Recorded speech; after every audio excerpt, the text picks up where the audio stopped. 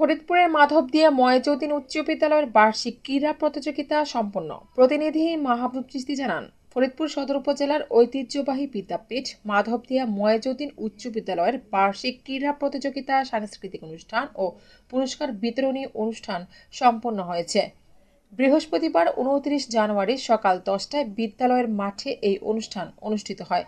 পায়রা বেলুন ও ফেস্টুন উড়িয়ে ক্রীড়া প্রতিযোগিতার উদ্বোধন করেন অনুষ্ঠানের প্রধান অতিথি বিশিষ্ট শিল্পপতি ও সমাজসেবক চৌধুরী ফারিয়ান ইউসুফ।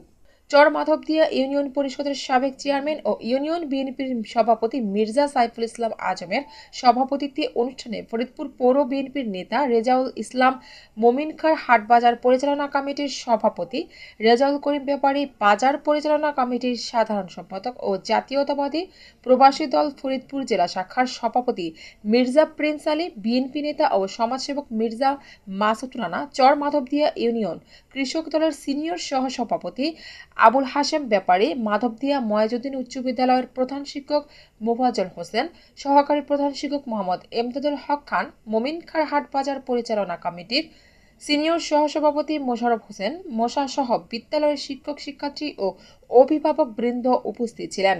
পবিত্র কুরআন তেলাওয়াত, জাতীয় সঙ্গীত সাথে জাতীয় পতাকা উত্তোলনের মধ্য দিয়ে অনুষ্ঠানের সূচনা করা হয়।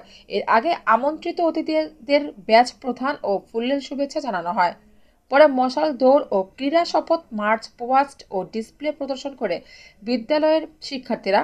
এরপর শুরু হয় যেমন খুশি সাজো প্রতিযোগিতা। অনুষ্ঠান শেষে ক্রীড়া ও সাংস্কৃতিক প্রতিযোগিতায় বিজয়ীদের মধ্যে পুরস্কার বিতরণ করা হয়। পুরস্কার বিতরণ করেন অনুষ্ঠানের আমন্ত্রিত অতিথি ও বিদ্যালয়ের শিক্ষকবৃন্দ।